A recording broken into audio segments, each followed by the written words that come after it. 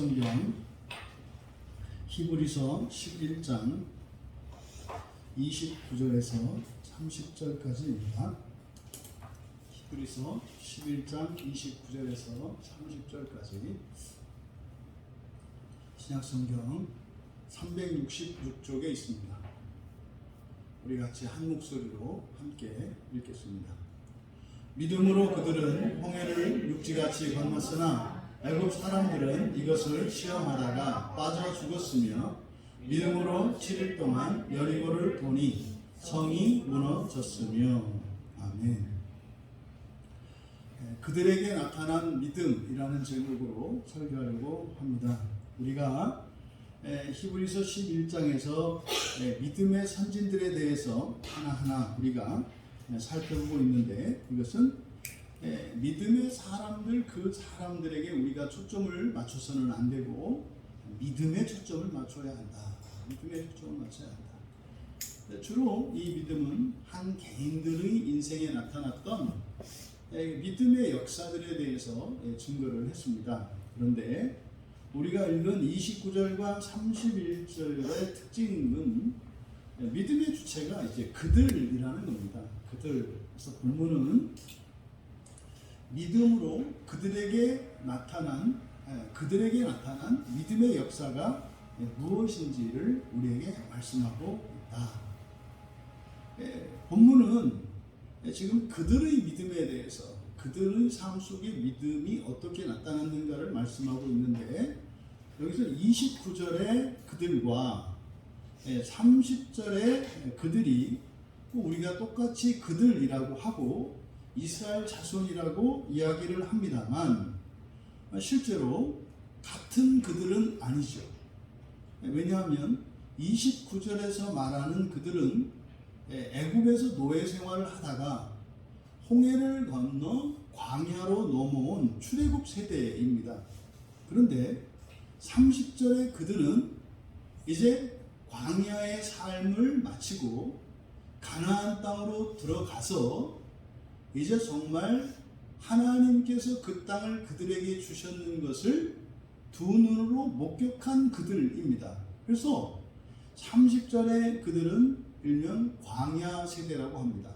물론 이들 가운데에는 일부 여호수아와 갈렙 그리고 레위 지파가 이 안에 광야 세대와 함께 섞여 있습니다만, 이 주축이 되는 것은 광야 세대입니다.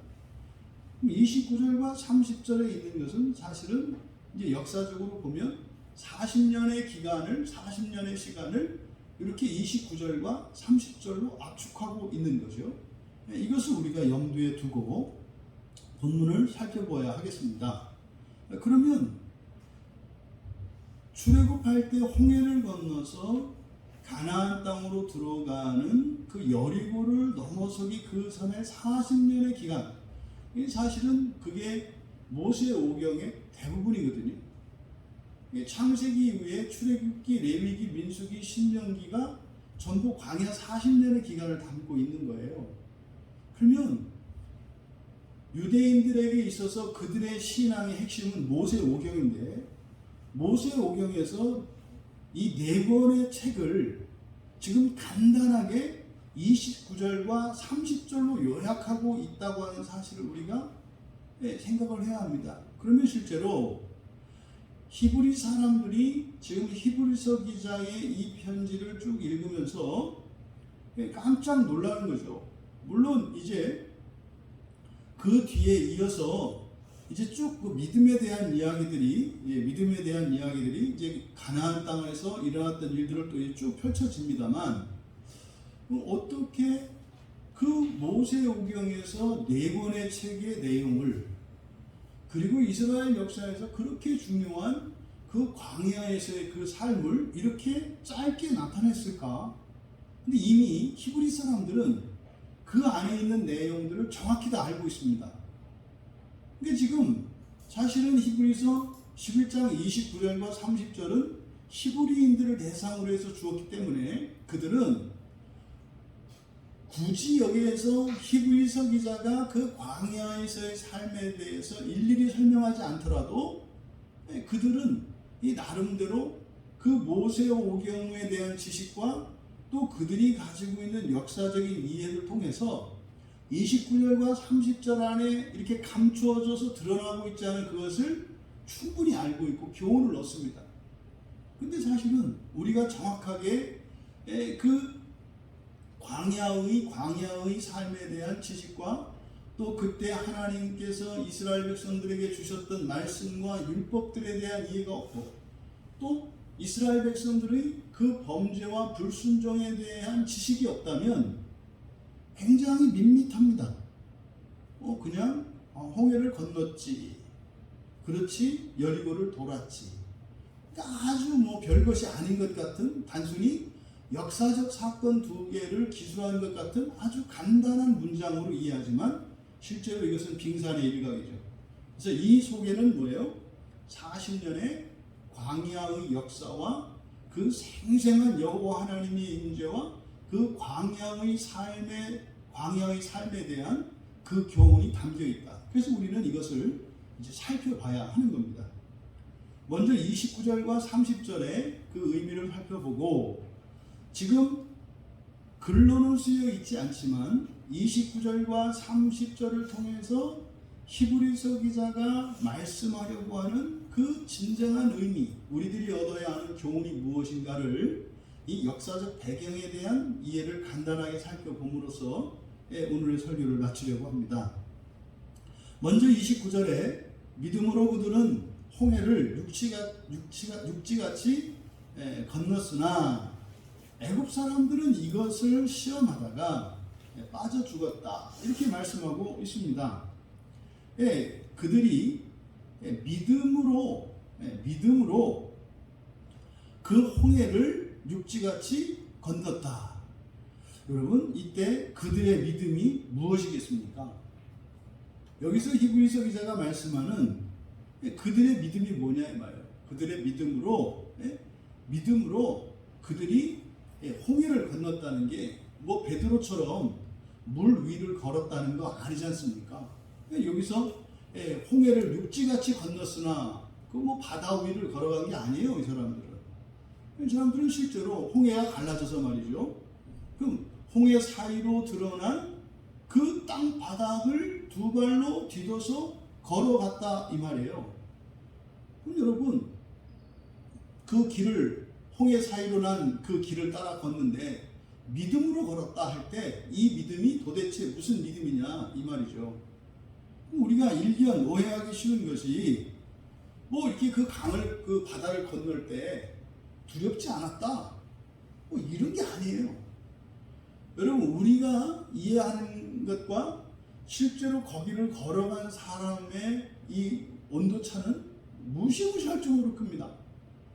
최소한 이들이 건너간 홍해바다는요, 최소한 100m에서 200m가 된단 말이에요. 최소한이에요, 최소한. 홍해를 어느 쪽으로 규정하냐에 따라서 수천 메타도 되고요. 실제로 우리가 시나이 반도라고 하는 그 시나이 반도를 중심으로 해서 좌우에 그 홍해가 있어요. 과연 어디냐? 이쪽이냐 했을 때 어쨌든 양쪽 수심이 굉장히 깊습니다. 그래도 가장 가능성 있는 타당성 있는 곳이 바로 이제 사우디 쪽으로 건너가는 그쪽에 그 바다를 이스라엘 백성들이 건너간 그 홍해라고 이해를 해요. 근데 거기를 인공위성으로 촬영을 했는데 그 옆에가 수심이 수천 메타가 되는데요. 그 수천 메타 사이로 두 대륙 사이에 모래톱으로 이렇게 연결이 되어 있어서 마치 바닷속으로요.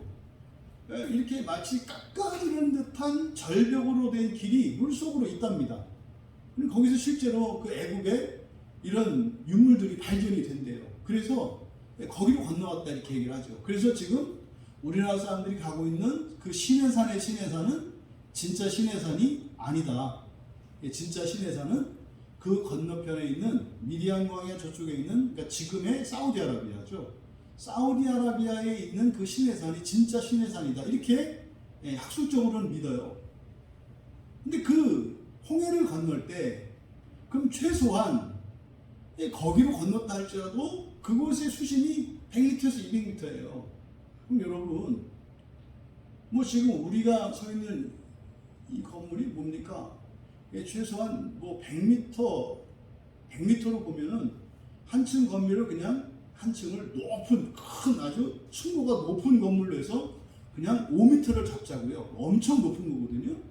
5m를 잡았을 때 100m면 20층이고요. 200m면 40층 빌딩이에요. 여러분 생각해 보세요. 40층의 그 물이 건물처럼 좌우로 쫙 이렇게 바닷물이 서 있어요. 그 사이를 여러분들이 지나간다고 할 때 그 공포감을 이루 말할 수가 없어요. 그러면 그들이 믿음으로 그 홍해를 건넜다 했을 때, 그러면 뭐 여기는 뭐 하나님이 내어주신 길이니까 뭐 괜찮을 거야? 뭐 이렇게 씩씩하게 갔다? 이런 의미일까요? 그럼 홍해를 건넌 사람들은 아무런 두려움도 없고 조금도 주저하지 않고 그랬을까요?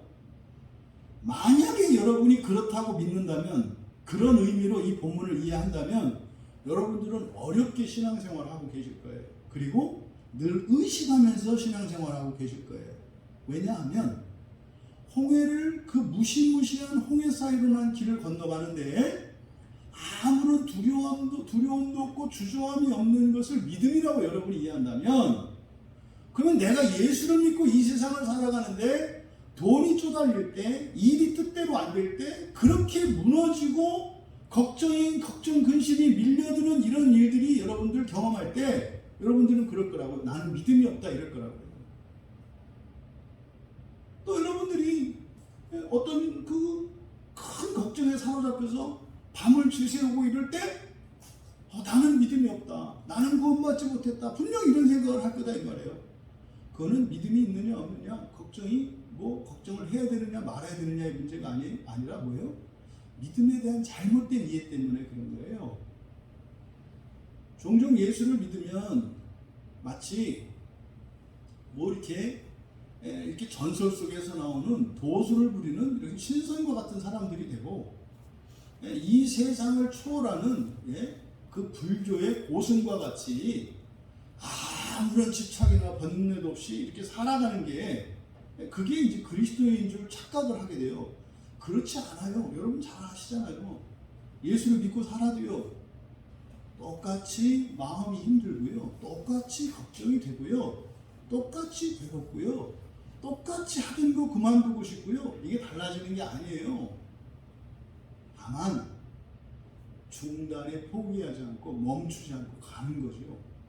그럼 여기서 그들이 홍해를 갈 때 믿음으로 건넜다 했단 말이에요. 그러니까 믿음이 그들로 하여금 홍해를 건너게 했다. 근데 그들은 어땠다? 두려웠다고요. 무서웠다고요. 가기 싫었다고요.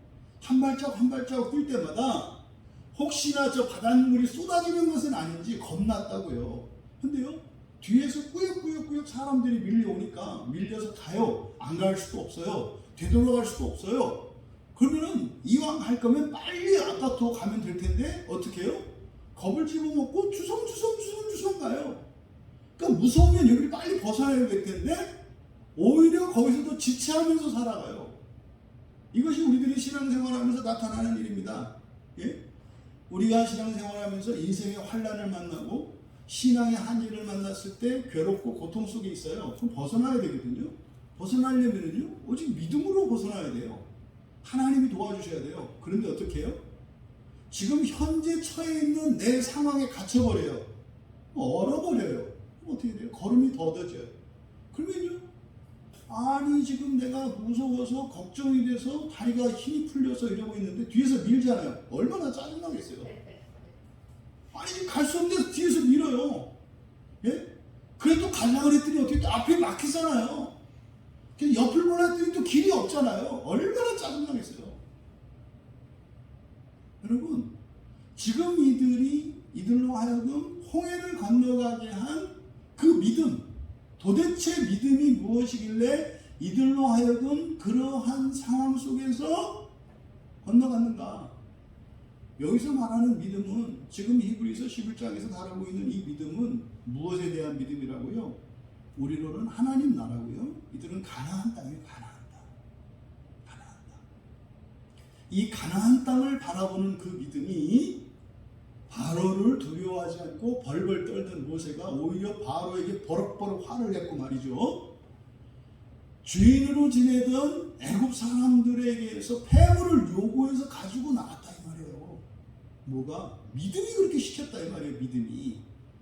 그러면 여기서도 이 믿음이라고 하는 것은 뭡니까? 이들이 보지 못했고요. 보이지도 않는 가나안 땅에 대한 하나님의 약속이에요. 이들이 믿는 것은. 그러니까요. 지금 이 무시무시한 바다 사이로 난 이 길 너머에 보이지 않아요. 그런데요, 이 길 끝 어딘가에는 약속의 땅인 가나안이 있어요. 그래서요, 목표가 가나안 땅이었기 때문에 겁을 집어먹고 주섬주섬하고 보나마나 그 안에는 별의별 사람들이 있어요. 우리도 그러잖아요. 우리도 어떤 일이 이렇게 있을 때 보면은요, 오히려 상황이 닥쳤을 때 답답해가지고 옆에 사람들을 아주 우라가 치밀게 하는 사람들이 있어요. 빨리빨리 지나가야 되는데 하늘에서 갑자기 소나기가 쏟아져요. 그럼 어떻게 돼요? 빨리 뛰어가야 되거든요. 근데 어떤 사람은요, 어쩌면 좋아 하면서 제자리에서 발 동동 구르는 사람이 있어요. 또 어떤 사람은요, 바지에 또 물 튀었다고 그거 터는 사람이 또 있어요. 분명히 있어요. 분명히. 이런 오만 사람들이 한데 뒤섞여서 어쨌든 꾸역꾸역 그 길을 갔어요. 그렇게 가게 한 게보다 믿음이 그 길을 가게 했다. 믿음이 그 길을 가게 했다. 이 얘기를 하는 거죠. 그래서요, 홍해를 건너가는 일이 수월했거나 일사불란하게 착착착착 줄 맞춰서 모든 사람이 일체 단결해서 이렇게 건너가고 있는 게 아니라 그 안에서요, 뭐 밀지 마라, 내 발 차였다, 뭐 누가 찼냐, 네가 찼냐, 뭐 했냐, 뭐 싸움질하고 분명히 있었어요. 분명히 있었다고요. 힘센 사람들은 빨리빨리 안 온다고 난리를 피고, 힘이 없는 사람들은 빨리 간다고 난리를 피고, 불평, 불만, 원망, 왜요? 광야에서 이들의 삶을 보면 이 사람들이 어떤 상태였는지 알 수 있거든요. 그러니까 그 얘기가 안 나와서 그렇지, 참 그거 했으면 막장 드라마도 그런 막장 드라마가 없어요. 이렇게 막 홍해 속에 있어가지고 언제 쏟아질지 모르는데 빨리 지나가야 될 사람들이 거기서 서로 탓하고 원망하고 시비를 걸고 하는 일들이 일어났단 말이죠.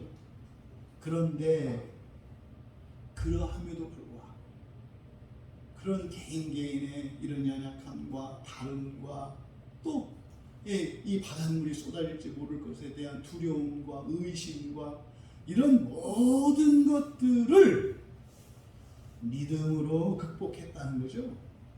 믿음으로 극복했다는 것이 그런 불편이 없었다는 게 아니라 그 길을 가게 했다는 거죠. 그 길을 가게 했다는 거죠. 그 길을 가는 게 중요해요. 그 길을 가는 것이. 그런데 29절의 하반절은 홍해를 건넌 것이 그들만이 아니었다라는 사실을 기록하고 있어요. 또 누가 건넜습니까?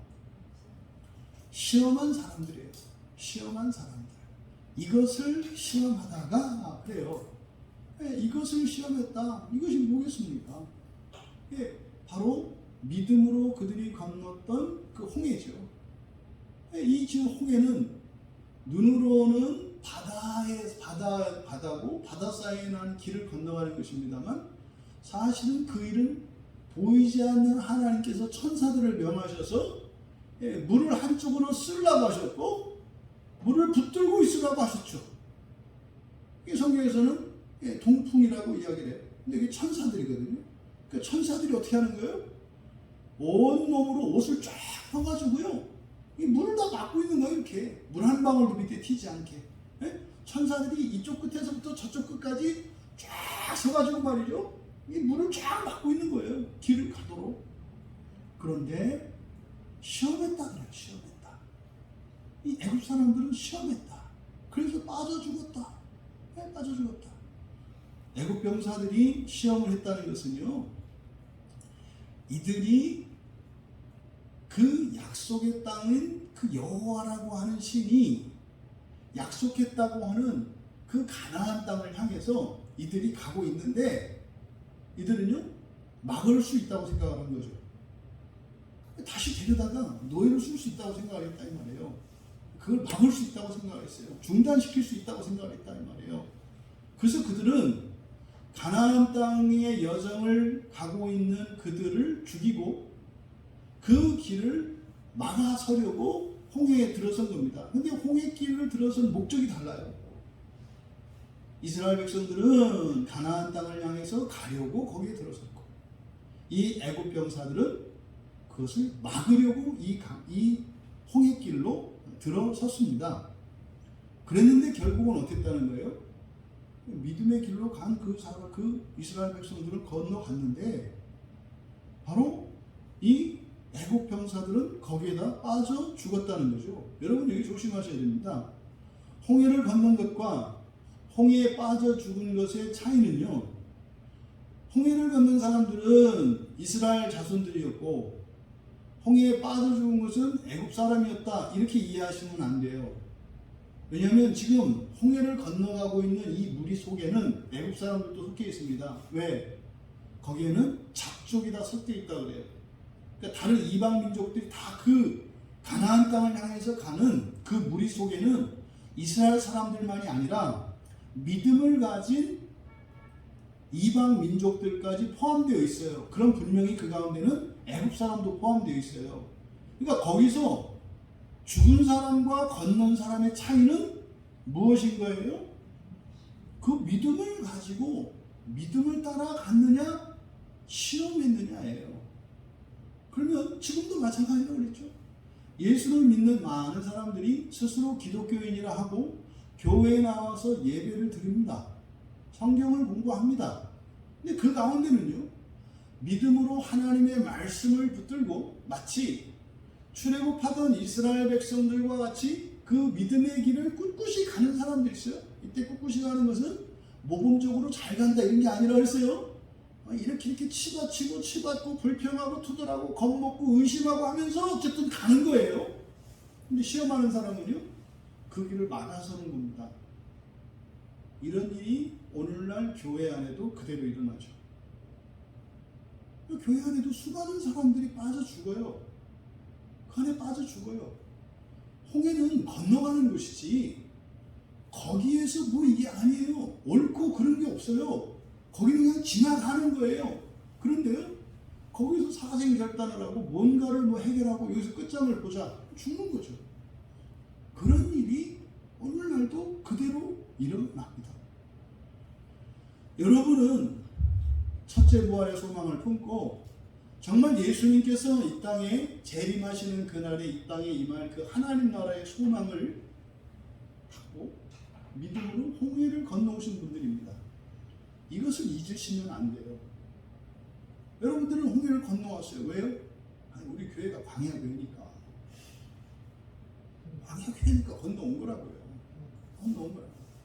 이거를 여러분들이 그럼 지금 현재 과거에 내가 나의 인생의 어떠한 기간들이 어떤 사건들이 홍해를 건너는 사건이었는지는 개인마다 다 달라요.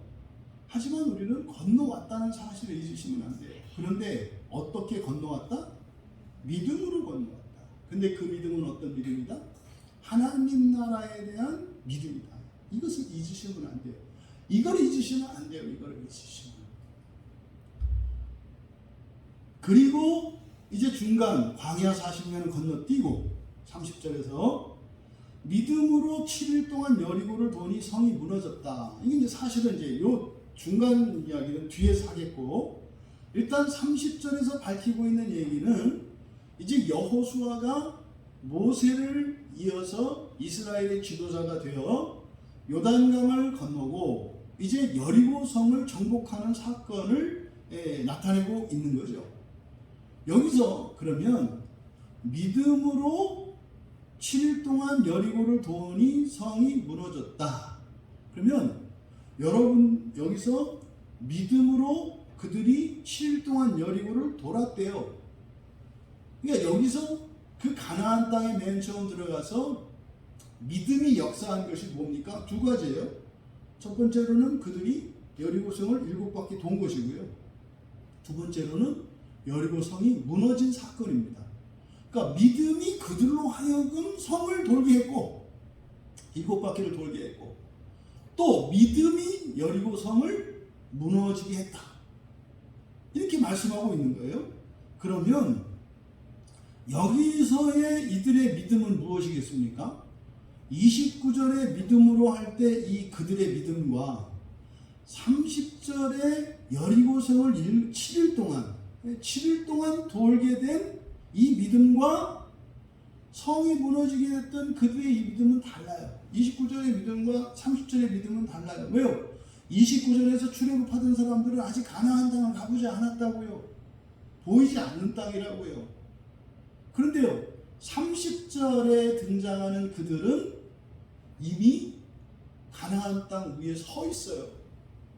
가나안 땅 위에 서 있는 사람들이에요. 그러면 이들의 믿음이라고 하는 것은 무엇이겠는가?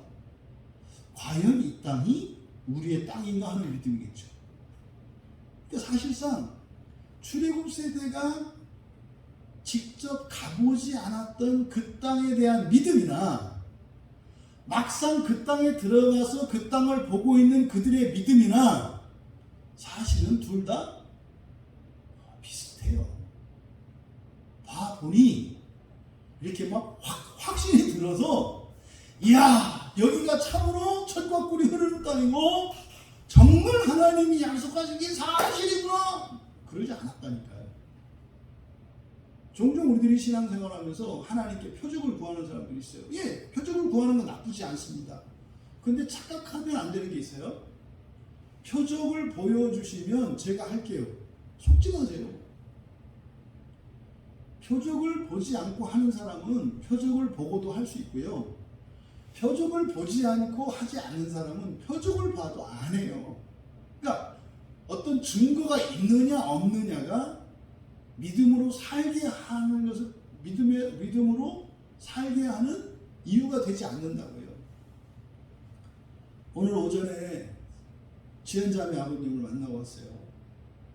예, 지금 그 투병 중이신데 예, 어쨌든 복음을 전했고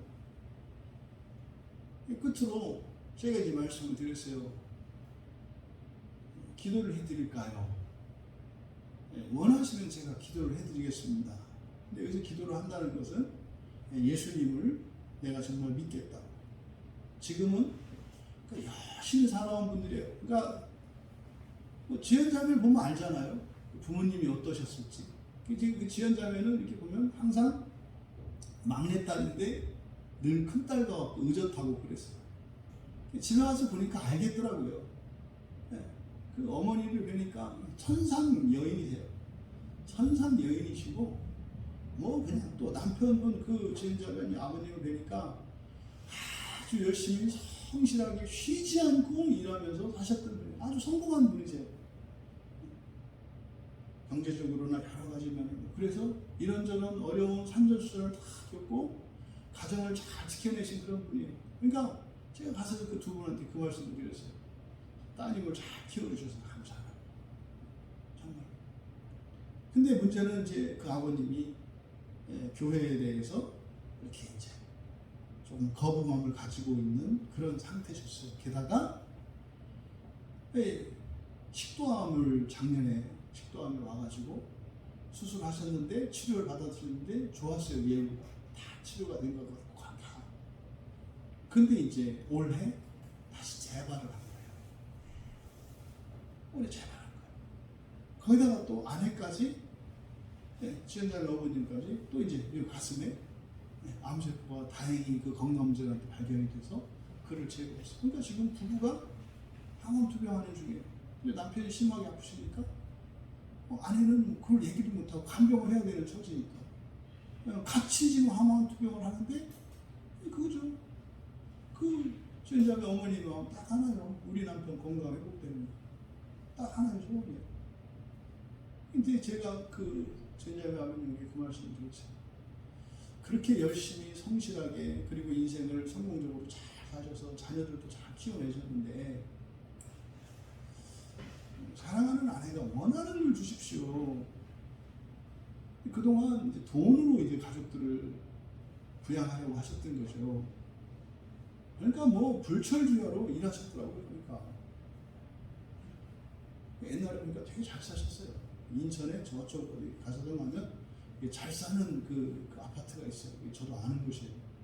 거기서 잘 사셨더라고요. 그러니까. 그래서 제가 같이 예배를 드려주세요.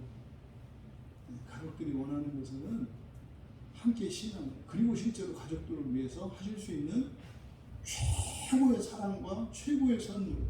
이거는 실제로 가문줄제 조상과 자손들에게까지, 조상에게는 가장 큰 효도요, 자손들에게는 제일 값진 유산입니다. 이제 쭉 말씀드리고 기도해드릴까요? 그랬더니 이제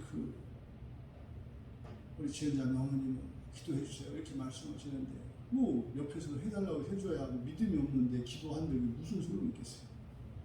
본인이 원하셔야 기도를 합니다. 하여튼 안 하시도록 본인이 하십시오. 대신 지금 이제 기도를 받겠다라고 하는 것은 예수를 믿겠다는 고백이고, 그렇게 하면 이러저러한 이제 변화들이 일어나고 이런 겁니다. 기도해 달라고. 그래서 기도를 하고 영접하시고 이제 눈물을 흘리시더라고요. 정말 감사했어요. 정말 감사했어요. 그럼 그 안에서 이 처음에 그 영접하기 전에 그 얘기를 하세요. 교회 나가시겠대요. 그런데 건강을 회복시켜 주시면이라는 단서를 다시더라고요. 그래서 아까 말씀드렸던 그 얘기를 한 거예요. 지금 안 나가시면 건강해져도 못 나갑니다. 이게 그런 건 아닙니다. 문제가 해결이 되면 될 것 같은데요.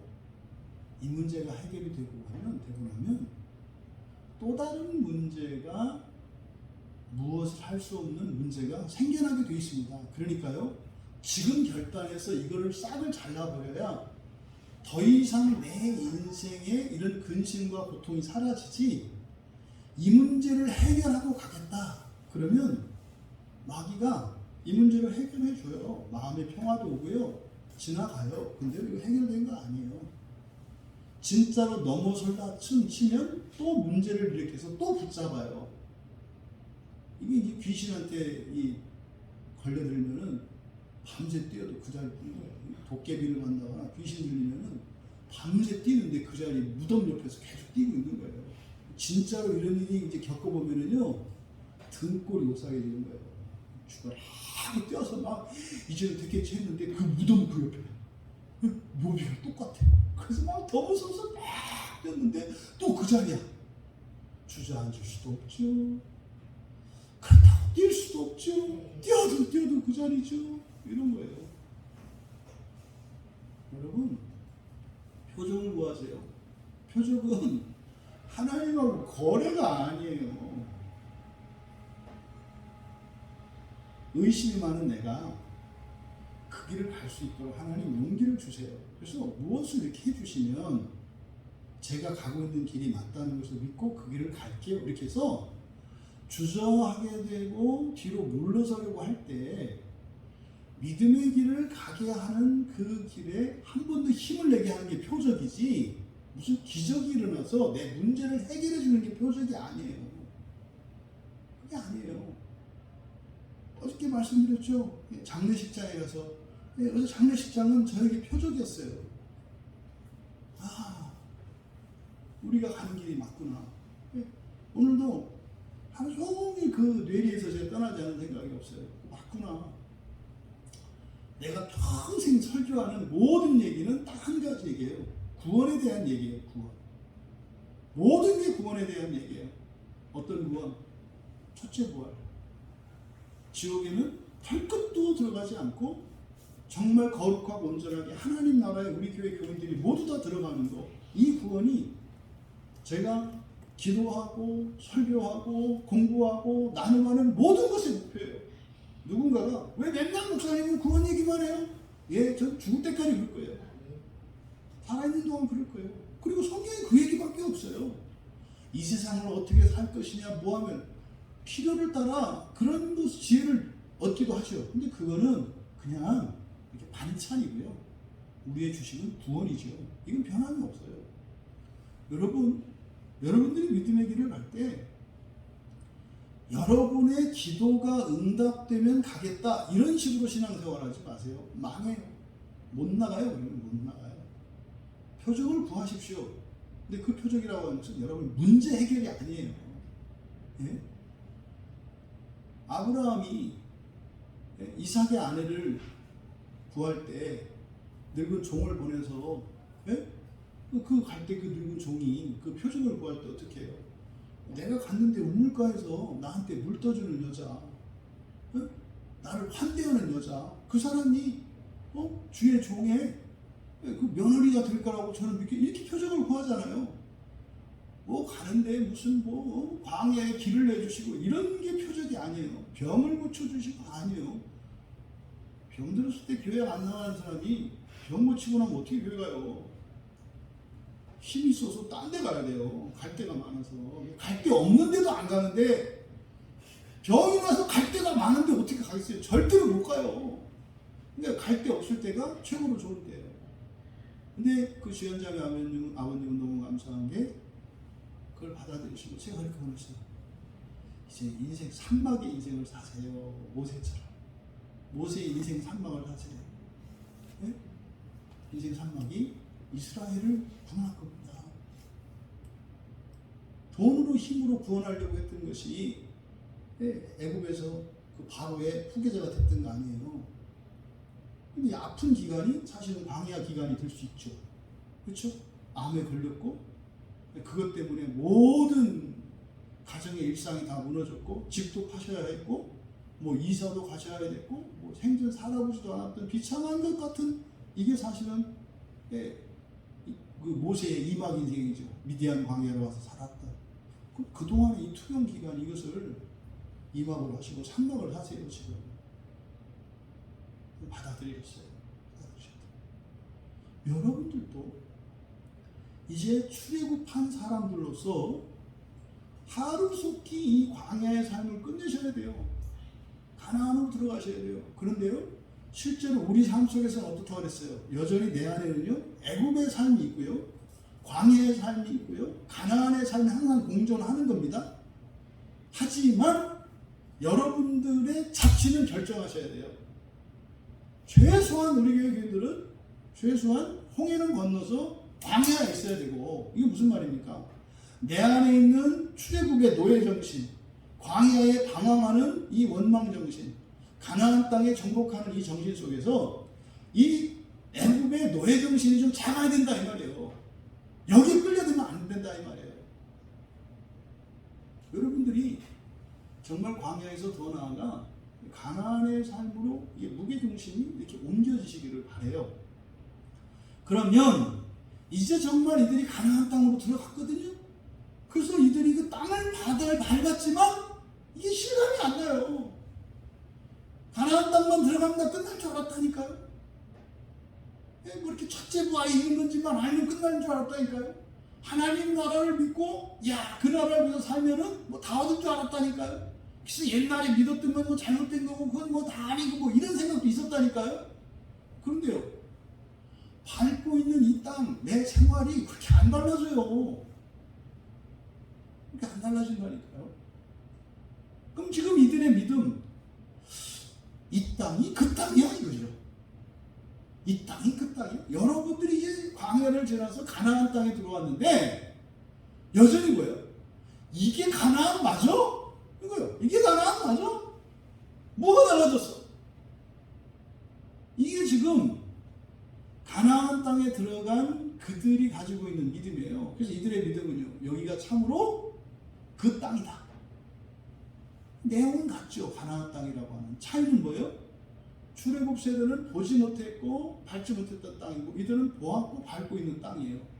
그런데 그것이 하나님이 주신 약속의 땅이긴 한데 그것으로 인한 기쁨과 감사가 넘치지 않을 수 있다 이 말이죠. 근데 지금 이들은 어쨌든 그 땅을 밟았고 이 땅이 우리의 소유라는 믿음이 있었어요. 소유라는 믿음이 있었어요. 그러면 그 믿음이 이것이 너희 땅이라고 하는 그 믿음이 그들로 하여금 어떻게 했다? 7일 동안 여리고를 돌았다. 7일 동안 여리고를 돌게 했다는 거예요. 그 믿음이. 그러니까 무슨 말입니까?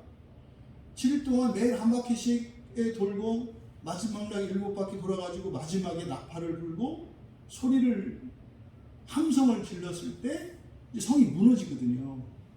그러니까 매일매일 그 성을 돌 때요.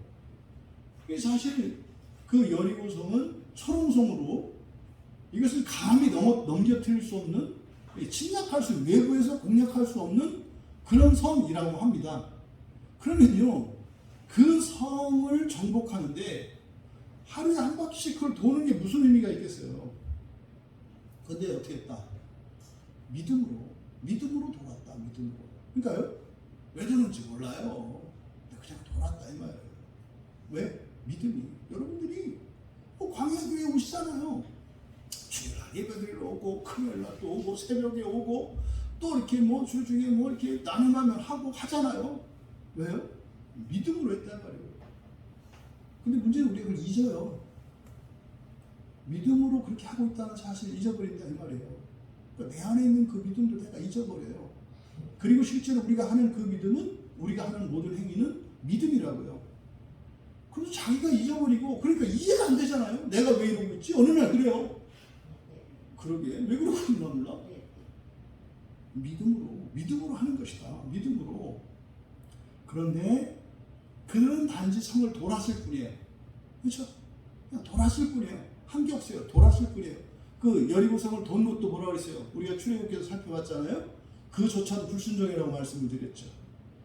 양강나팔을 보려고 그랬는데 은나팔을 불었다고요. 원문을 보면 이게 이미 가나안 땅 들어가면서부터 불순종이에요. 가나안 땅 들어가면서도 지들 마음대로 해요. 마지막 날만 부르라는데 맨날 불어요. 그러니까 하기는 했는데, 그러니까요, 복잡했을 거예요, 생각이. 그러니까 뭐요? 하지 말라는 것도 하고 그냥 그거를 지금 히브리서 기자는 믿음으로 돌았다. 그런데 성이 무너졌잖아요. 여기서 중요한 교훈을 얻어야 돼요. 이들이 성을 7일 동안 돌았고 성이 무너졌어요. 예? 그러면 두 가지 의미가 있어요. 첫 번째, 원인이 있는 결과였다. 그러니까 여리고성이 무너진 결과잖아요. 원인이 있는 결과였다. 원인은 뭐였어요? 7바퀴를 돈 거예요. 그런데요, 또 원인과 무관한 결과예요. 원인이 있긴 있는데, 원인이라는 것은 사실은요, 그 결과에 어떤 영향을 미쳐야 원인이거든요. 그런데 성을 도는 것과 성이 무너지는 것하고는 전혀 상관이 없어요. 여러분, 이들이요, 여리고성을 7일 동안 돈 것은 여러분들이 맨날 교회 들락날락 하시는 거예요. 교회를 그냥 매일 들락날락 하시는 게, 그게 이들이 여리고성을 무너뜨릴 때 여리고성이 돌았던 거라고요. 여러분들이 그냥 교회를 들락날락 하는데요, 어떤 일이 일어나요? 성들이 무너지는 일이 일어나요. 그러니까 교회를 들락날락 하는 게 원인은 원인이에요. 그런데 또 그렇게 했다고 이렇게 할 수는 없는 거예요. 이거를 잘 기억하셔야 된다고요. 그래서요, 반드시 하나님이 구원을 이루어 가신 데는 믿음의 순종이 있어야 돼요. 실천이 있어야 된다고요. 순종이 있어야 된다고요. 근데 그게 공로가 되는 건 아니라 그랬잖아요. 그럼 예수를 믿지도 않는 사람이, 그런 믿음도 없는 사람이 교회를 백날 들락날락 해보세요. 안 무너져요, 성이. 그거 아십니까, 여러분? 예수 믿지 않는 사람들은요, 여러분을 보고 믿음이 있는지 없는지 알아요. 예수 안 믿는 사람들이 알아요. 왜요? 예수 안 믿는 사람들도요, 다른 것을 믿고 살아가거든요. 믿고 살아가는 사람들이 어떻게 사는지 알아요. 근데 어떤 사람이 이렇게 교회를 다녀. 근데 예수를 믿는데, 근데 안 믿는 거 알아요. 왜요? 나는 돈을 믿기 때문에, 돈을 믿는 믿음으로 살아가는 인생이 있거든요. 돈을 믿지 않는 사람은요, 개념 없이 살아요. 돈 아까운 줄 모르고요. 돈 무서운 줄 모르고 막 살아요. 이게 뭐예요? 돈을 믿지 않는 사람이에요. 그게 잘한다고 박수 칠 거냐? 그건 아니에요. 하나님은 안 믿는다고 이렇게 막 보복하는 분이 아니시지만 돈은 안 믿으면 보복해요. 돈을 안 믿으면 그래서 어떻게 해요? 가난으로 인생을 쪼들리게 만듭니다. 돈을 안 믿으면. 돈도 그래요. 그냥 돈을 믿고 살아가는 사람도 어떻게 해요? 악착같이 돈 버는 일에 힘을 쓰고 돈을 아끼고 절약하면서 살아요. 근데요, 예수를 믿는데요, 이렇게 보니까요, 성경도 읽지도 않고요. 이렇게 들으면은 설교를 들어도 알겠구만. 그럼 안 받아들여요. 보면 알아요. 다 안다니까요. 여러분, 이 순종이라는 것은 믿음이 전제되어 있는 거예요. 믿음으로요, 믿음으로. 근데 여러분이 믿음을 가지고 교회를 들락날락하면 어떻게 돼요? 반드시 여리고성이 무너지는 일이 일어나요. 여러분 인생에 변화가 없다고요? 둘 중에 하나예요. 교회 들락날락 제대로 안 했거나 믿음이 없거나 둘 중에 하나예요. 이때 믿음이 없다는 것은 뭐라 했어요? 다른 믿음이라고 그랬죠? 믿음 없는 사람은 없다고 그랬잖아요. 다른 거를 믿는 거예요. 다른 거를. 근데 다른 것을 믿는 것의 핵심은 뭐예요?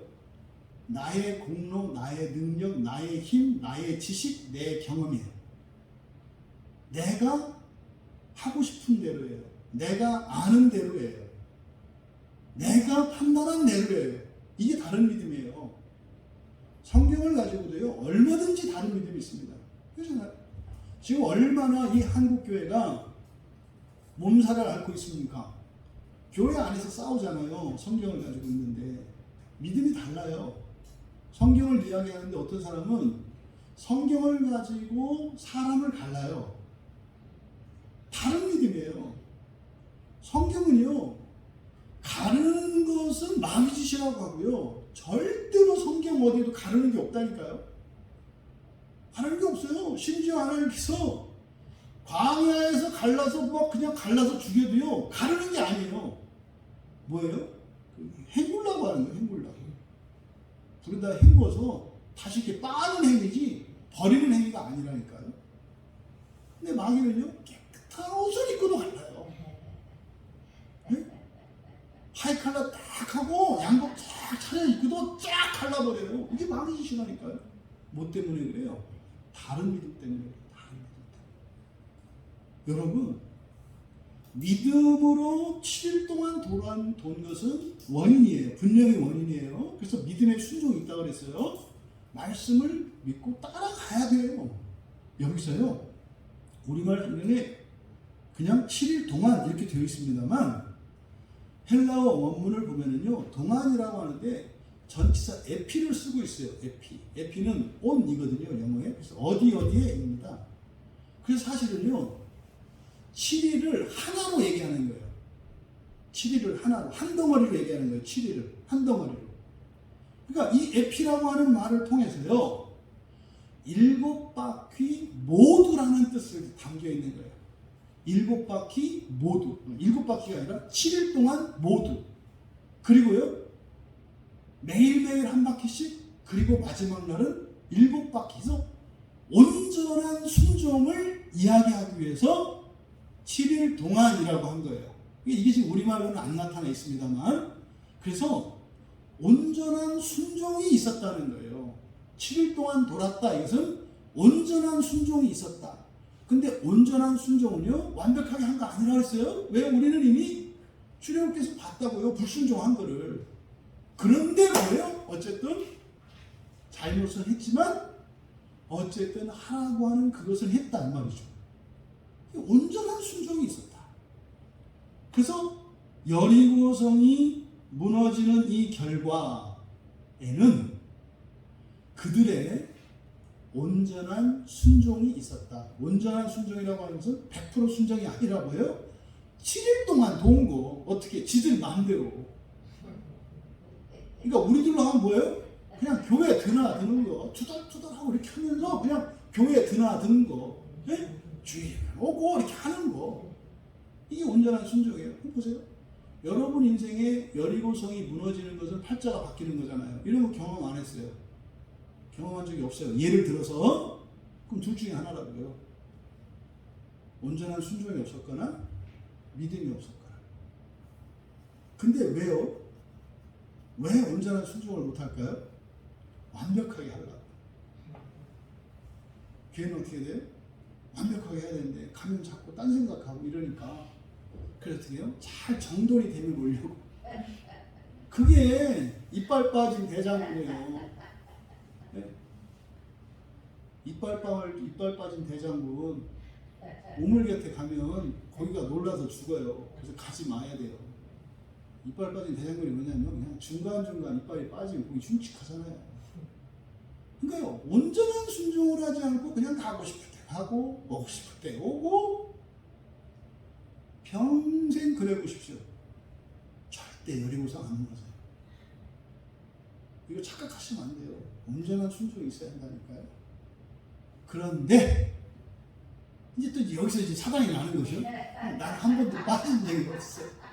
이거를 이제 치부책을 내는 거죠. 내가 새벽 기도를 몇 번 했고 금식을 몇 번 했고 내가 뭐를 했으니까 이제 권리증을 들이미는 거예요. 그래서 뭐 해야 된다? 그 결과는 원인과 무관하다는 것을 잊지 말아야 된다. 그래서 순종을 하면 여리고성이 무너지는, 그러니까 하나님이 여리고성을 무너뜨려야 되는 의무가 있는 것은 아니다. 내가 이만큼 했으면 하나님도 웬만큼 해야 된다는 이런 생각을 애시당초 하지 마라. 응? 아니 내가 39년을 기도했는데 어떻게 안 이루어지느냐.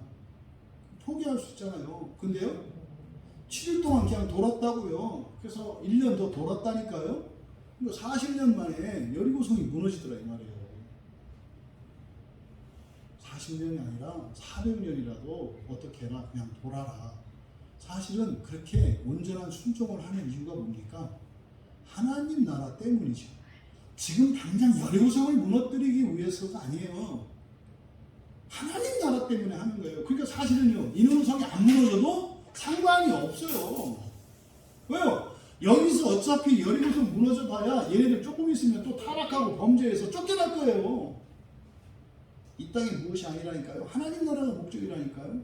여러분, 때로는 기도가 응답되는데 좀 늦어지고 뜻대로 안 돼요. 괜찮아요. 힘드시죠? 기도하세요. 어떻게? 힘들다고 기도해라. 아프다고 기도해라. 겁난다고 기도를 해라. 그럼 돼요. 근데 문제는 뭐예요? 맨날 이렇게 기도하면서 이렇게 눈은 이렇게 여리고성으로 가 있어. 이렇게. 그래서 뭐가 돼? 눈이 사팔된다 그랬잖아요. 이렇게 교회에서 영적으로 보면 사팔들이 많아요. 내사시, 외사시 막 이렇게 돼가지고 다들 눈이 이렇게 제대로 가운데 이렇게 동작 온 사람들이 별로 없어요. 다 사실이야. 너는 왜 나를 이렇게 보니? 너는 왜 나를 이렇게 보니? 다 사실이라서.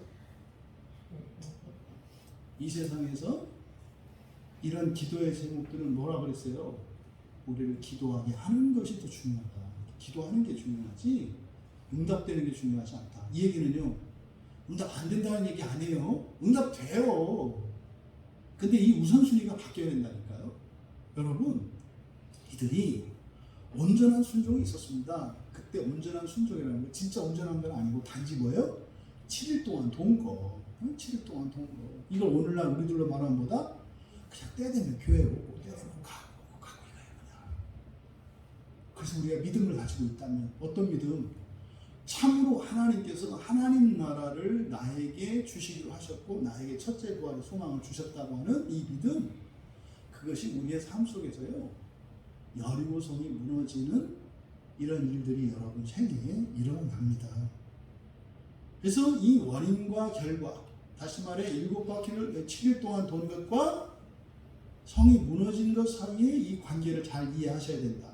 그렇죠? 원인이 있는 결과. 그렇죠? 결과에는 원인이 있다. 그런데 원인과 결과는 무관하다. 이게 성경을 볼 때 어려운 거예요. 제가 이렇게 얘기를 하면은요, 예수 안 믿는 사람들은요, 논리적인 사람들은 그 원인이 아니지. 돌아도 안 된다는 거잖아. 아, 된다니까요. 아니, 돈다고 되는 게 아니라며. 예. 그러니까 그게 원인이 아니지. 아니, 됐는데요. 못 알아들어요, 이게. 세상의 말로는 이게 설명이 안 되는 거예요. 그러니까 원인이 되려면 어떻게 해요? 누구든지 그 일을 하면 그렇게 돼야 원인이에요. 근데 그거 하지 않고 그렇게 되는 일이 없다니까요. 이 원인과 결과, 7일 동안 돈 것과 성이 무너진 것을 여러분들이 잘 생각하셔요. 그래서 여기에 보면 그렇게 돼 있어요. 7일 동안 돌았고 그 성을 무너뜨렸다 이렇게 되어 있지 않고요. 그냥 성이 혼자 무너진 걸로 되어 있어요. 성이 스스로 무너졌다 이렇게. 여러분들이 믿음으로 교회를 드나들잖아요. 그러면요 귀신들이 그냥 무너져요. 여러분들이 귀신의 허리를 꺾어가지고요 수갑 채워서 끌어내는 게 아니라요. 예수의 이름으로 물러가 치워다 이렇게 가는 게 아니라 여러분이 그냥 빛으로 가면은요 그냥 스스로 무너지는 거예요. 그런데요 자꾸 하려고 그래. 이들의 순종을 통해서 일하시는 하나님. 여기서요 야 하나님은 참 게으르구나 이렇게 하시면 안 돼요. 우리와 함께 하길 원하세요. 모든 것을. 이게 이제 사단이 나는 거예요. 아니 전능하신 하나님이라면서 왜 나한테 함께 하려고 그래. 그러니까 전능하지 않지. 참 너무 똑똑하게 만드셔서 하나님이 참 애를 먹으시는데 하나님은 여러분들과 모든 것을 함께 하시기를 원하세요. 하나님께 힘이 없어서도 아니고 능력이 없어서도 아니고 여러분들을 부려먹으려고 하는 것이 아니라 여러분을 완전한 하나님 자녀 만드시는 거예요. 같이 하시면서 배우게 하시는 거예요. 그래서 천사들은 어떻게 부려야 되는지, 능력은 언제 어떻게 써야 하는 것인지, 어떤 게 질서인지 이런 것들을 가르쳐 주시려고 하나님이 하시는 거죠. 자, 그러면 29절과 30절 사이에 잃어버린 40년이 있어요. 잃어버린 40년. 그러면요, 우리는 그냥 이게 29절과 30절을 서로 다른 사건으로 받아들이겠습니다만, 이스라엘 백성들은요, 히브리 사람들은 그러니까 구약에 대한 이런 다른 이해와 충분한 지식을 가지고 있는 사람들은요, 여기서 어떤 교훈을 얻어요.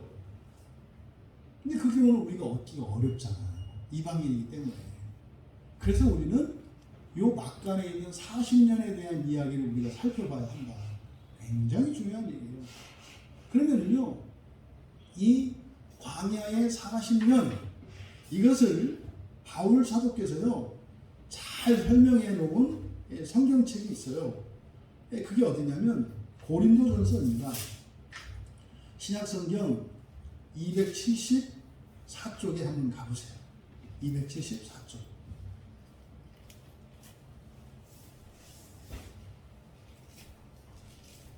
274쪽에 가면 이제 고린도전서 10장인데 고린도전서 10장에 1절에서부터 4절까지 우리 같이 읽겠습니다. 형제들아 나는 너희가 알지 못하기를 원하지 아니하노니 우리 조상들이 다 구름 아래에 있고 바다 가운데로 지나며 모세에게 속하여 다 구름과 바다에서 세례를 받고 다 같은 신령한 음식을 먹으며 다 같은 신령한 음료를 마셨으니 이는 그들을 따르는 신령한 반석으로부터 마셨으니 그 반석은 곧 그리스도시니라. 이게 지금 광야의 삶을 이제 고린도전서 10장에서 잘 정리하고 있거든요. 그러니까 지금 히브리서 11장 29절과 30절 사이에 있는 이 광야 40년에 대한 교훈을 얻으려면 뭐 출애굽기, 민수기, 신명기를 다 봐야 되는데 그럴 수는 없잖아요. 그러면 고린도전서 10장에서 그 광야 40년을 요약해 놨기 때문에 이 고린도전서 10장의 말씀을 통해서 구약의 말씀들을 우리가 이렇게 끄집어내서 중요한 사건들만 끄집어내서 봄으로써 40년을 정리할 수가 있어요. 그러면 이 고린도전서 10장 1절에서 4절까지 우리가 읽었어요. 지금 뭐 1절에서 나오는 너희가 알지 못하기를 원하지 아니하노니, 이거는 바울 서신에서 나타나는 이중부정의 형태인데 이거는 굉장히 강조하는 거예요. 바울 서신에서 나타나는 이중부정의 형태인데 이거는 굉장히 강조하는 거예요. 뭐예요? 죽어도 이거는 알고 죽어야 돼요. 죽어도 이건 알고 죽어야 돼. 반드시 이거는 알아야 돼. 이게 바울 사도께서 이 마음을 나타낼 때 쓰는 표현이 알지 못하기를 원하지 않는다라고 하는 이중부정의 형태예요. 굉장히 중요한 내용이라는 거예요. 그럼 신약의 성도들에게 바로 광야 40년의 그 광야 생활을 반드시 알아야 된다고 얘기를 해요. 반드시 알아야 한다고. 그러면서 이제 그들이 출애굽했던 홍해를 건넌 사건이잖아요. 다 구름 아래 있고 바다 가운데로 지나며, 홍해를 건너기 전부터 하나님께서 구름 기둥과 불 기둥으로 그들을 보호해 주시거든요. 그래서 쫓아오는 애국 병사를 막아주시고요, 불 기둥으로 막아주시고, 또 낮에는 구름 기둥으로 그늘을 드려주시고 이런 일이 있었거든요. 이것을 지금 여기서 구름 아래 있었고 또 바다 가운데로 지나며, 히브리서 기자가 많은 땅과 같이 건넜다라고 하는 이 말씀이죠. 홍해를 지나가는 거예요. 근데 그 홍해를 지나가는 사건이 무엇이라고 얘기를 하냐면 세례였다 그래요. 세례. 그게 세례였다. 2절에서 모세에게 속하여 다 구름과 바다에서 세례를 받았다 이렇게 얘기를 해요. 그 다음에 이제 3절에서부터 이제 신령한 음식을 먹고 신령한 음료를 마셨으니, 이게 뭡니까? 신령한 음식 만나를 말하죠. 만나. 하늘에서 밤사이에 매일같이 새벽에 내려서 그것을 먹고 이들이 살았잖아요. 이걸 이제 영적인 양식이라고 하고 천사의 양식이라고도 해요. 그럼 이것은 오늘날 뭐예요? 이게 성경 말씀이에요. 우리에게는 이 만나가. 그러니까 여러분들이 설교를 듣고 성경을 보고 하는 일이 뭐예요? 신령한 음식인 만나를 먹는 거예요. 정말 여러분들이 성경을 읽고 설교를 들으시면은요, 좋은 식품을 드시는 거예요. 영적으로. 그러면요, 건강해지고요. 육체적으로요, 뭐 고혈압, 당뇨, 뭐 고지혈증 뭐 이런 게 없어지는 거죠. 예? 뭐 오메가3가 그렇게 좋다는데, 이 성경 말씀을 들으면 그렇다는 거죠. 설교를 들으면 영적으로 이게 아주 좋은 음식이라는 거예요. 여기서 또 신령한 음료가 뭡니까? 반석을 터뜨리고 나왔던 이걸 말하는 거잖아요. 그러니까 이게 곧 그리스도다, 반석. 그리스도를 터뜨리고 나오신 생명수로, 생명을 말하는 거죠. 이때 물이라고 하는 것은. 그러니까 예수님이 우리에게 주신 영생을 말해요. 예수님이 수가성, 그 사마리아 수가성 여인에게 그 한여름에도 시원한 그 야곱의 우물, 그렇다고 그래요. 그 더운 적에도 그 야곱의 우물은 아주 깊은 안반 속에서 나오기 때문에 한여름에도 시원한 냉수라고 해요. 그런데 그것도 마시고 조금 지나면 다시 목마르잖아요. 예수님이 내 안에서는 영원히 목마르지 않는 생명수를 말씀하신다고요. 그러니까 그 광야에서 바위를 터뜨려서 물을 내주셨던 것은 예수 그리스도를 통해서 우리에게 주시는 목마르지 않는 영생을 말하는 거거든요. 영생. 이게 지금 광야에서 출애굽해서 광야에서 살았던 삶을 이제 쭉 이야기하는 겁니다. 그러면 이어지는 고린도전서 10장 5절에 보면 그러나 여러분, 홍해를 갈랐고요, 하나님이 길을 내주셨어요. 구름 기둥, 불 기둥으로 이들을 보호해주고 지켜주셨어요. 여러분 얘기하는 거예요. 여러분이 오늘까지 사시는 동안 하나님이 구름 기둥이 되어주시고 불 기둥이 되어주셔서 여러분을 지켜주셨고요, 여러분의 힘으로 절대로 넘어갈 수 없는 인생의 한계들을 넘게 하셔서 홍해를 건너게 하시는 일들이 있었다고요. 예? 그런데요, 그러나 그들의 다수를 하나님이 기뻐하지 아니하셨으므로 그들이 광야에서 멸망을 받았느니라. 여러분, 이걸 잘 기억하셔야 돼요. 믿음으로 홍해를 건너온 사람들이 멸망했어요? 안 했어요? 했다. 했다니까요. 했어요. 광야에서 멸망을 받았다니까요. 그러면 홍해를 건널 때 실험하였던 애굽 사람들이 멸망당한 거나, 홍해를 건널 때는 믿음으로 어떻게 건너오게 되었지만 광야에서 또 멸망당한 사람들이 있다니까요. 누누이 말씀드리잖아요. 예수를 믿었다고 해서 지옥에 가요, 안 가요? 갈 수 있다니까요. 이게 지금 가지 않는다고 하는 이 잘못된 지식과 잘못된 믿음 때문에 천하의 망나니 같은 신자들이 양산이 됐어요. 다 지 맘대로잖아요. 다 지 맘대로. 말을 안 들어요, 말을. 왜요? 지옥 가는 짓인지 모르고 그러는 거예요. 중세 천년을 어떻게 했다 했어요? 교인들의 숨통을 딱 쥐고 있었다니까요, 사제들이. 여러분, 사제가 지나면은 있잖아요, 길을 내주는 거예요. 교회에서 어떻게 할까요? 길 가로막고 있어요.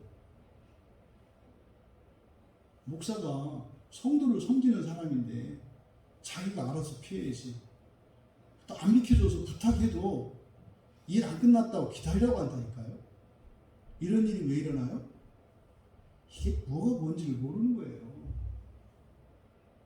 교회를 절대로 만만히 보지 마세요. 교회는요, 하나님의 영광과 하나님의 권위와 권세가 있는 곳이거든요. 근데 왜 막 봐요? 왜 사람들이 막 교회를 하고 교회 안에서 막 성도들을 막 이렇게 부르려고 이래요? 절대로 지옥 안 간다는 믿음이 있기 때문에 그래요. 여러분, 그렇게 하면 지옥 가요. 광야에서 멸망당한다고 하잖아요. 지금 히브리서 11장 29절과 30절 사이에 들어가 있는 핵심 내용이 이거예요. 29절에 건너온 그들과 30절에 여리고를 놓은 그들이 왜 달라? 이걸 아셔야 된다니까. 그들이 아니에요. 그들의 얼굴이 안 보여요. 여기서는 홍해를 건너고 하나님께 찬가를 불렀던 그 사람들이 여리고를 도는 그 무리 속에 안 보인다니까요. 히브리 사람들은 히브리서 11장 29절과 30절을 읽으면 그게 쿵 와요. 그래서요, 가슴이 벌렁벌렁 하는 거예요. 다 죽었지. 살아서 거길 돈 사람들은 극소수였지. 이거를 히브리 사람들은 29절과 30절에서 읽어내요. 근데 지금 많은 교회 안에서 이거를 지워버렸어요. 이스라엘의 역사로 치부해버렸고 교회에서는 다시 일어나지 않는 것처럼. 여러분, 멸망한다니까요. 멸망해요. 고린도전서 10장 10절 보세요. 10절에 보니까 뭐라 했어요? 멸망하는 자, 그죠? 그들 가운데 어떤 사람이 원망하다가 멸망시키는 자에게 멸망하였나니 너희는 그들과 같이 원망하지 마라. 멸망시키는 자가 있어요. 누구죠? 사탄 마귀예요. 사탄 마귀는요, 내가 마음문을 열면 들어와서 나를 파괴하게 돼 있어요. 교회에서요, 문을 열잖아요, 바로 들어와서 애기 멸망시켜버려요.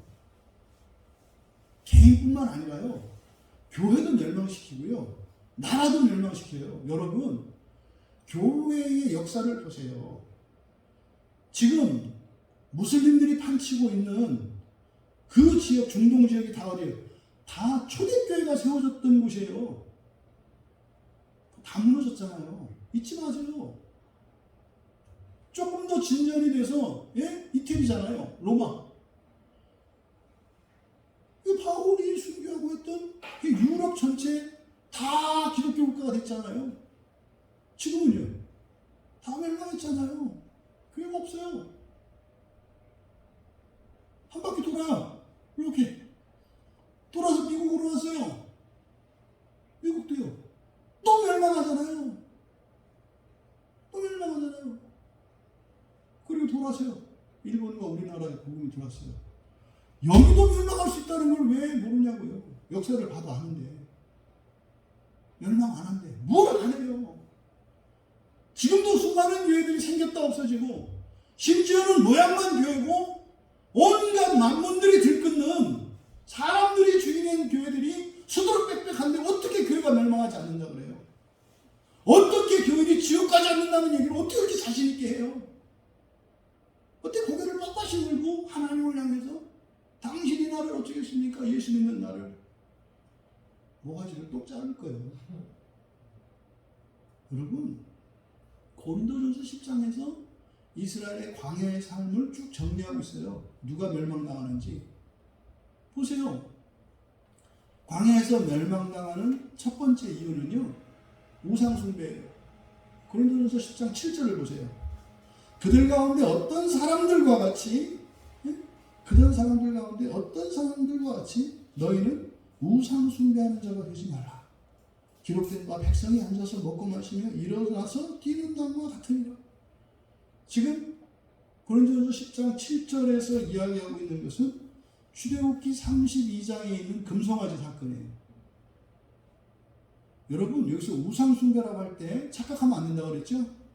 뭐 석상에 돌을 하고 뭐 이렇게 그림에 이 얘기가 아니에요. 성경에서 우상숭배라고 할 때는요, 우상인 줄 알고 우상을 숭배하는 걸 우상숭배라고 하는 게 아니라 귀신을 하나님인 줄 알고 섬기는 것을 우상숭배라고 그래요. 이단에 가 있고 이 말도 안 되는 잘못된 신앙하는 사람들이 있어요. 그러면 그런다고요. 나는 이게 진짜 하나님인 줄 알고 그랬으니까, 동기는 선하니까 뭐 하나님이 알아주시겠지. 그거를 우상숭배라고 한다니까요. 성경에서 우상숭배는. 그러니까 자기가 하나님이라고 믿는 거 뭐예요? 자기가 믿고 싶은 거를 믿는 게 우상숭배예요. 하나님은요, 성경을 믿는 게 하나님이라니까요. 그러면 출애굽기 32장에서 금송아지를 만들어요, 아론이. 출애굽기 32장 4절에 보면은 이렇게 얘기를 해요. 이스라엘아, 이는 너희를 애굽 땅에서 인도해낸 너희의 신이로다. 찢어 죽일 놈이죠. 누가 이 짓을 했어요? 모세의 형이며 하나님의 대변자이며 이스라엘의 대제사장인 아론이 이 지랄을 했어요. 오늘날 이게 누구예요? 목회자들이 하는 짓이에요. 그리스도인들이요, 이것이 참된 신앙입니다. 아론은 금송아지를 만들었죠. 지금 아론의 역할을 하는 목회자들은 금송아지 안 만들어요. 다른 거 만들어요. 주의 주장을 만들고요, 자기들의 생각과 이것을 금송아지예요. 봤고요. 그래서요, 이스라엘 백성들이요, 그게 우상이라고 생각하지 않았어요. 아론이 그랬잖아요. 이게 여호와라고. 얼마나 좋았겠어요. 눈에 보이니까. 신천지가 이만희를 얼마나 사랑하겠어요. 눈에 보이는 하나님이 나타났어요. 얼마나 좋겠어요. 네? 우리가 얼마나 불쌍하겠어요.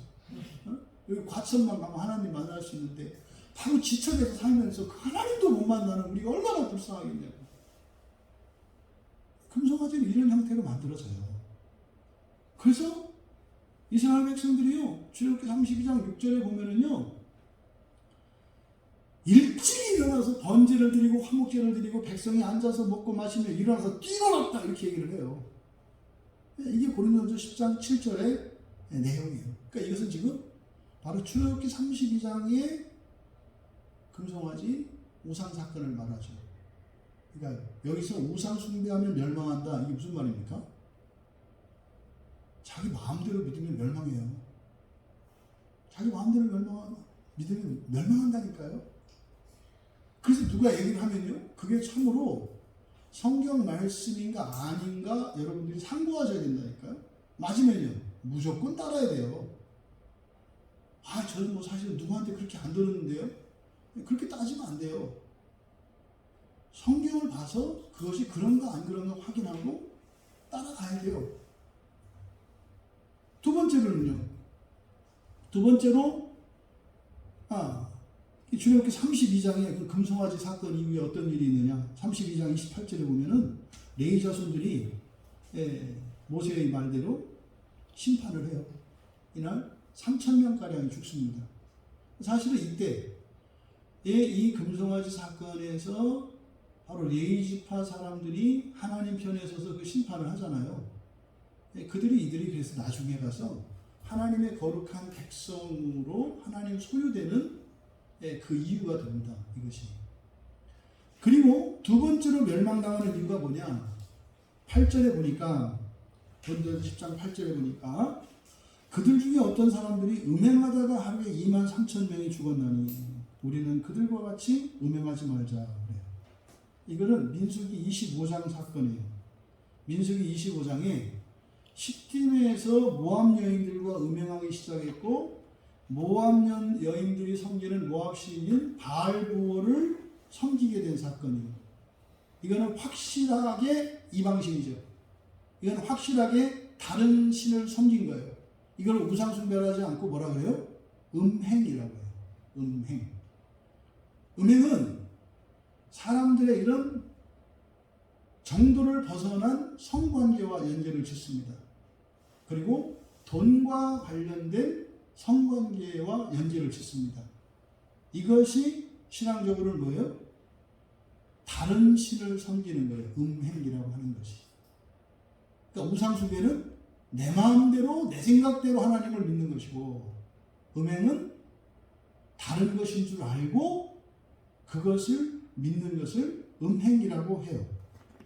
민수기 25장에 1절에서 3절까지 제가 읽어드리면 시딤에 머물러 있더니 여기서 문제가 되는 거예요.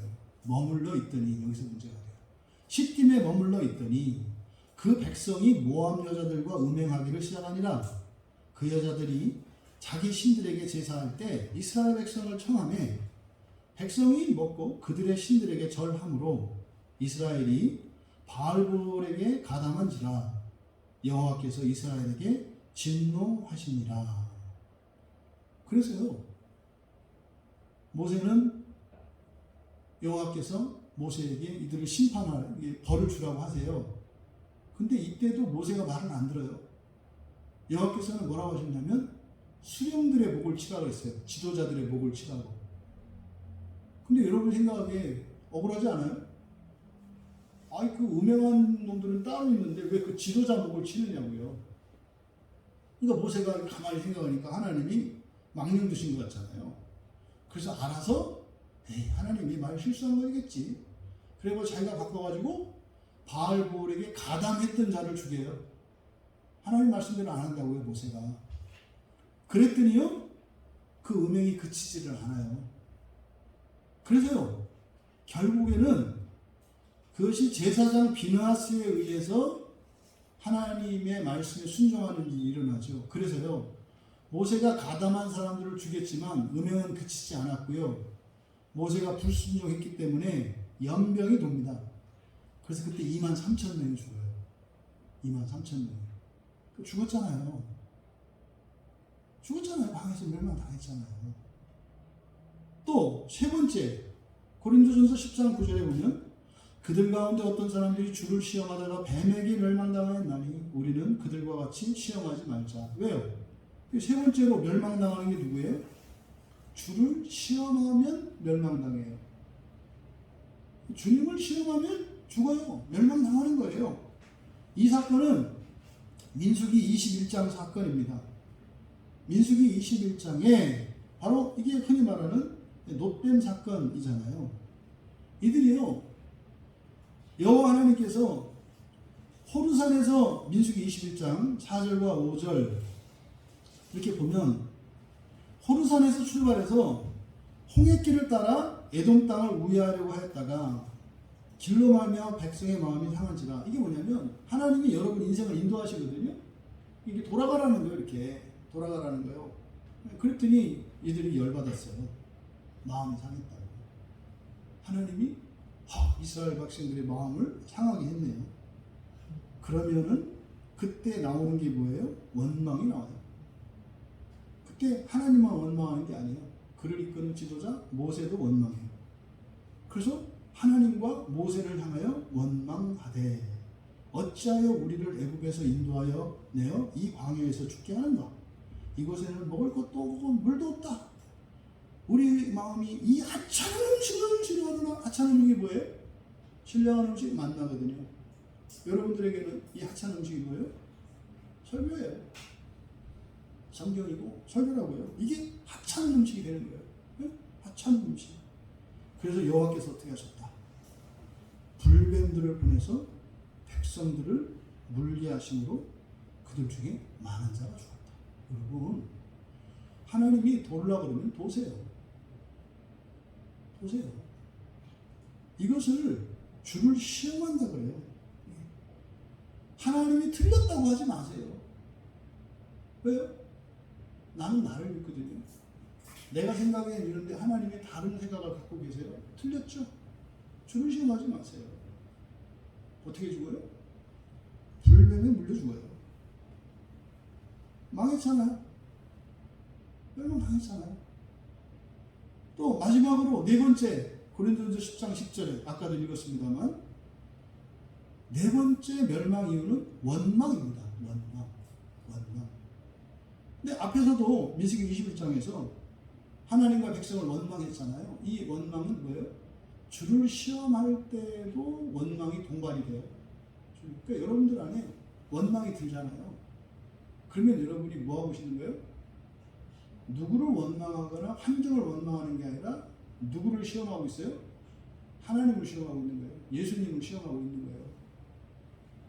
뭐 이래가지고 뭐 제대로 구원을 하시겠어? 이런 거죠. 그러니까 어떻게 해요? 예수 믿고 살았는데 짜증이 나는 거예요. 내가 당신을 믿었는데 내 인생이 꼬이게 되었네. 그러니까 어떻게 해요? 확 짜증이 올라오잖아요. 그게 또 뭐 하나님한테 할 수는 없으니까 어떻게 해요? 옆에 이렇게 만만한 목욕감을 봤다가 이렇게 말랑말랑한 사람 골라서 거기다가 원망을 확 쏟아내는 거죠. 그리고 원망의 문제가 아니라 뭐 하는 거다? 주를 시험하는 거다. 그러면 죽어요. 여기 고린도전서 10장 10절에서 멸망의 이유로 제기되고 있는 이 원망은요, 민수기 14장의 사건이에요. 민수기 14장.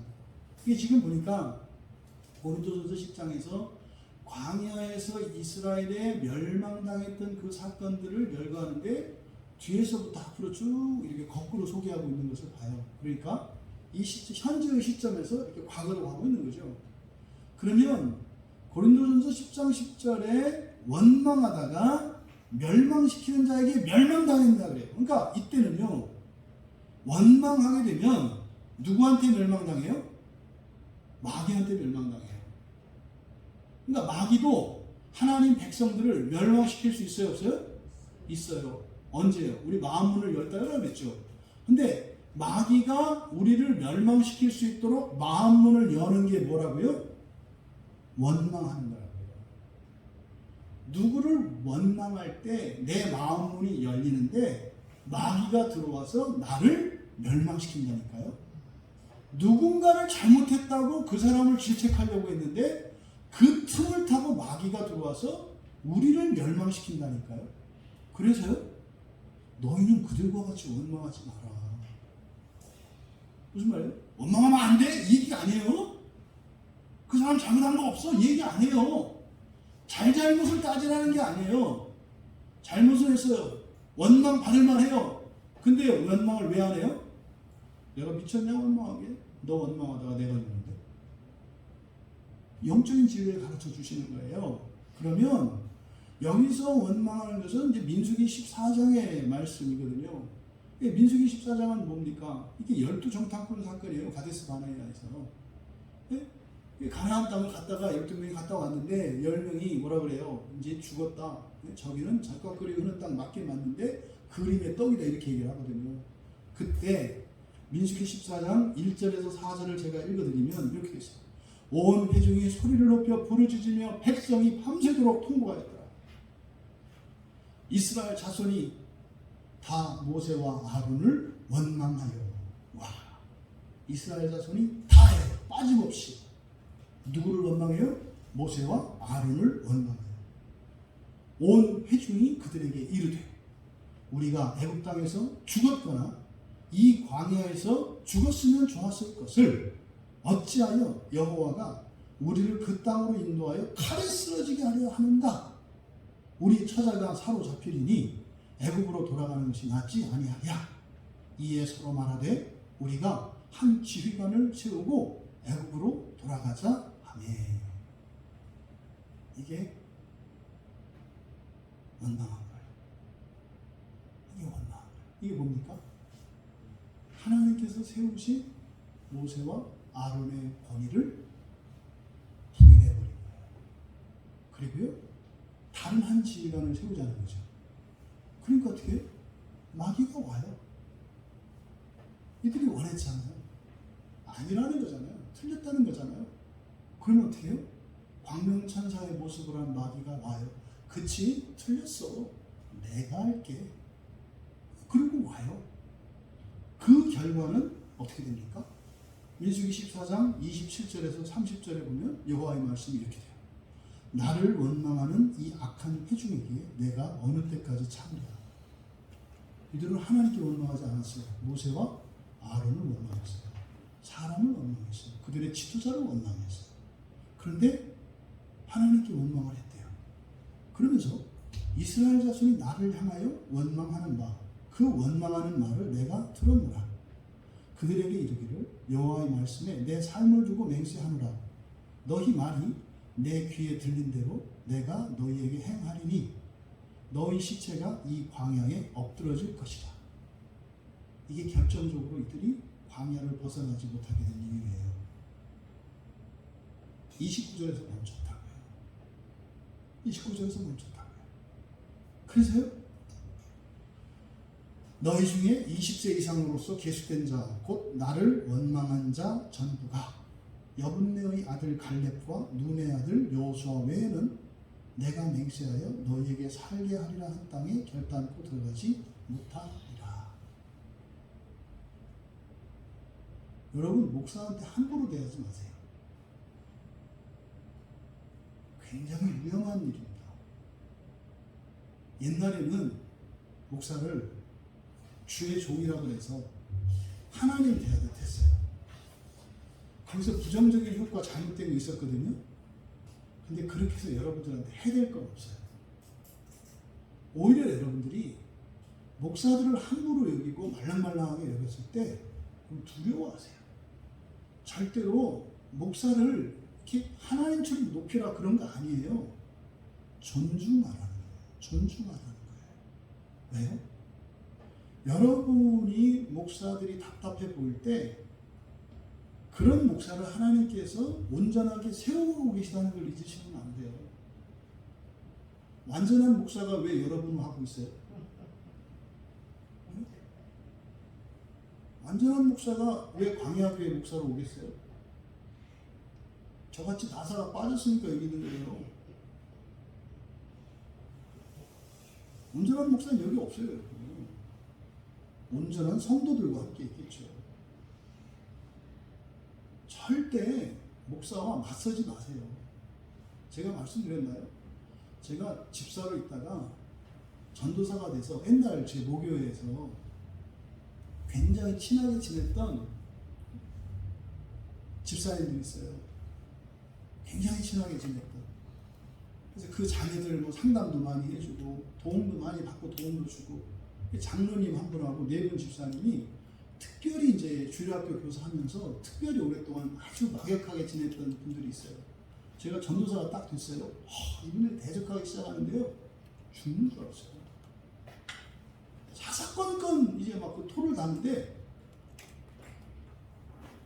나중에는 너무 힘들어갖고요, 교회 가기가 싫어요. 보세요, 생각해보세요. 이렇게 주일학교 설교를 하는데요, 애들과 선생님 은혜를 받아요. 이 5명은요, 고개 빳빳이 들고 이렇게 노려보고 있어요. 너무 힘들거든요. 나중에는요, 밉더라고요. 근데요, 4명한테서 이 5분이죠. 전부 막 그 엄청난 사고들이 막 일어나기 시작하는데요, 나중에 제가 겁먹었어요. 왜냐면 눈에 띄게 그분들이 이렇게 5명이 눈에 띄게 대접을 했거든요. 교사는 술렁술렁 했어요. 왜냐면 거기도 전통교회라서 목사님, 담임 목사님한테 그렇게 못하죠. 네, 집사였다가 전도사가 됐으니까 또 이제 말랑말랑하니까 한 건데, 그 4분의 하나같이 자녀들이 막 사고가 나고 교통사고 나고 떨어지고 막 이렇게 하기 시작하는데요.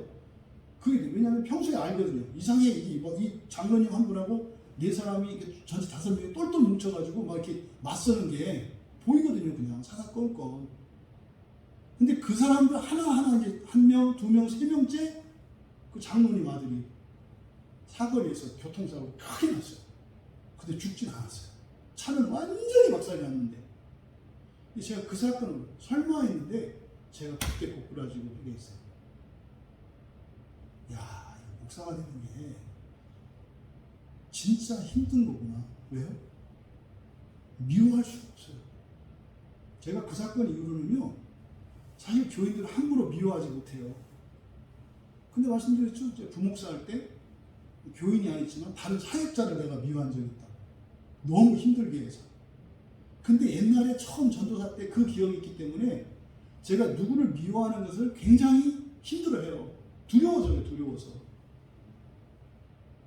이게 가데스 바네아에서 있었던 사건이거든요. 제가 여러분을 미워하게 하지 마세요. 저도 사람이거든요. 미워하지 않으려고 엄청 노력을 해요. 그리고 최소한 여러분들이 뭐를 해도 제가 분리를 하기 때문에 그냥 여러분이 뭐 별의별 해도 별로 제가 미워하지 않아요. 근데 여러분이 마귀에게 잡혀서 할 말 안 할 말을 막 쏟아내면 저도 어느 정도는 분리하고 기도하고 하다가 기도가 막히잖아요. 은혜가 떨어지잖아요. 제 안에 미움 들어와요.